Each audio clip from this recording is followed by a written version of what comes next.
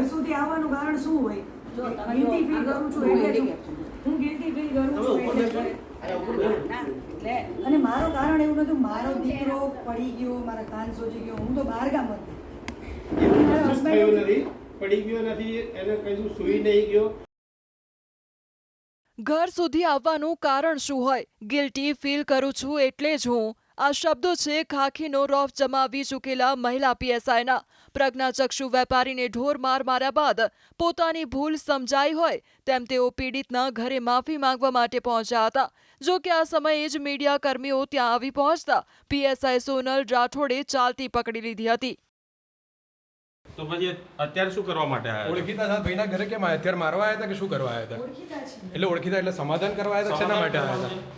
બેન તમે હાથ ઉગામે તો નહીં તો આંખ ઉપર ઈજાઓ કેવી રીતે આવી અમને? બેન હે બેન હે બેન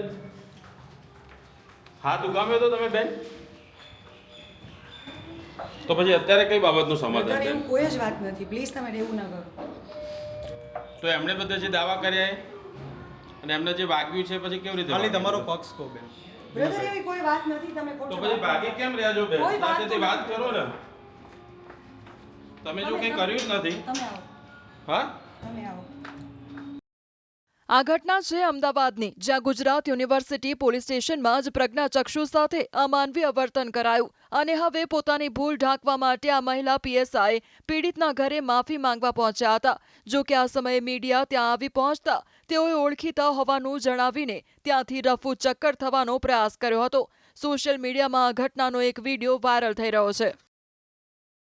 જાડિયા જેવો ભૂજિયા જેવો થઈને પૂઠિયા જેવો થઈને કે તું વાંધોળો છું કે તારું આખું ખાનદાન પતાવી દઈશ કે હું તને નહીં છોડું. મને એટલું બધું ખરાબ ખરાબ શબ્દમાં વાત કરીને ગાળો તો એટલી બધી બોલી છે કે આપણને શરમ આવે સાંભળતા. એટલી ગંદી ગાળો બોલી. બરાબર. અને પછી ત્યાંથી કોઈ પેલા પીએસઆઈ બેન આવ્યા, મેન પીઆઈ બેન યુનિવર્સિટી વાળા, એમને કીધું એ બેન તમે અમને હાથ ના અડાવતા, આમ છે તેમ છે.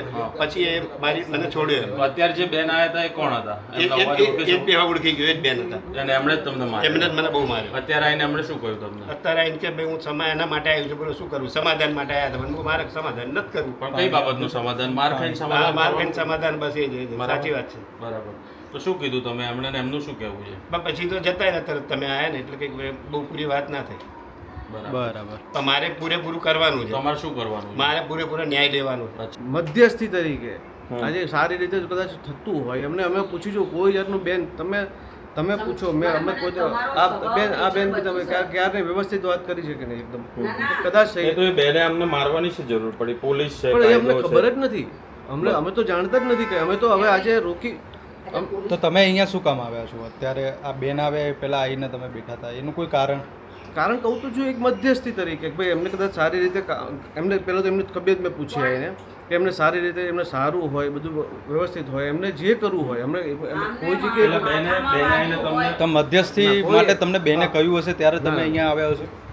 બેન હવે હું આમને બી પરિચયમાં છું, એમના બી પરિચયમાં છું, તો પછી એમાં બેનને કોઈ કહેવાથી હું અહીંયા આવ્યો?